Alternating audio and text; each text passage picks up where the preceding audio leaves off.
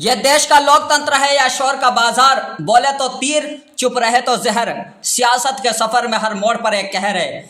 जी हाँ दोस्तों, स्वागत है आपका मेरे चैनल साजिद हुसैन पर। झारखंड के गोड्डा जिले का महागामा प्रखंड और यहाँ का कस्बा मदरसा जामिया आयशा लिल बनात, यह नाम अब किसी को बताने की जरूरत नहीं है। गांव की गलियों का ये नाम अब हर अखबार की हेडलाइन बनी हुई है, हर चैनल के बुलेटिन में यही कहानी है। लेकिन अफसोस है, ये कहानी किसी की जीत या प्रगति की नहीं, यह कहानी है एक दर्द की। अमनूर नाम की एक लड़की जो कस्बा मदरसा आयशा जामिया लिल बनात में पढ़ती थी, जो अब सिर्फ एक चेहरा ही नहीं रही, वो एक सवाल बन चुकी है। यह सवाल गली गली में, घर घर में, सोशल मीडिया पर और नेताओं के बयानों में और सबसे ज्यादा उस परिवार की आंखों में गूंज रहा है जिसने अपनी बेटी खो दी है। मोमबत्तियों की लौ लेकर निकले लोग महागामा की सड़कों पर और बसंतराय की सड़कों पर।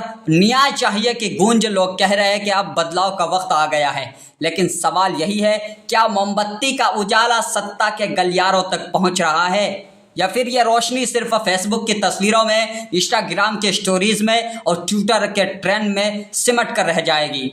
आज के भारत में खबरें सिर्फ तब बनती है जब कोई ट्रेंड हो, जब कोई वीडियो वायरल हो, जब किसी की पोस्ट पर हजारों लाइक्स हो। यही वजह है कि इस केस को उठाने में सोशल मीडिया का बड़ा हाथ है।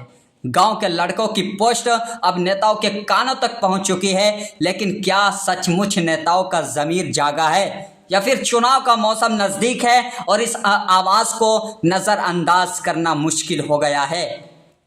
दीपिका पांडे सिंह मुख्यमंत्री से मिलती है, शिबली मंजूर पीड़ित परिवार के घर पहुंचते हैं, विधायक पवन यादव कहते हैं कि दोषियों को सजा मिलनी चाहिए।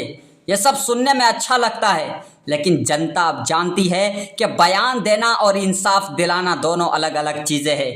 कस्बा मदरसा में अब सन्नाटा है।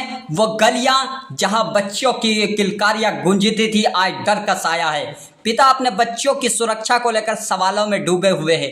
यह सिर्फ एक गांव की कहानी नहीं, यह हर उस जगह की कहानी है जहां न्याय को पाने के लिए लोगों को सड़कों पर उतरना पड़ता है। अब सवाल उठता है, क्या पुलिस इस केस में सच को सामने लाने के लिए गंभीर है?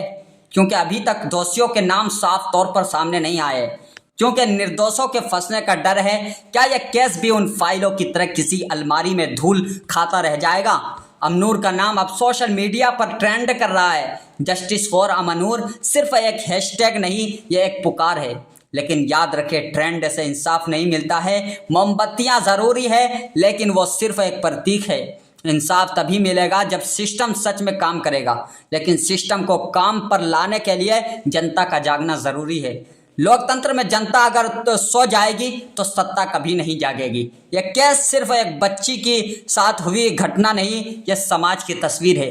यह हमें दिखाता है कि आज भी न्याय पाना कितना कठिन है। कानून के रक्षक अगर अपनी जिम्मेदारी से भागेंगे तो जनता सवाल करेगी, और यही सवाल किसी लोकतंत्र की असली ताकत है। नूर के माता पिता इंसाफ की उम्मीद लगाए हुए बैठे हैं कि न्याय मिलेगा, लेकिन उम्मीद तब तक ही उम्मीद रहती है जब तक उसका नतीजा सामने ना आए। लोगों की आंखों में अब सिर्फ दर्द नहीं, गुस्सा भी है, और यह गुस्सा तब तक ठंडा नहीं होगा जब तक सच सामने नहीं आता।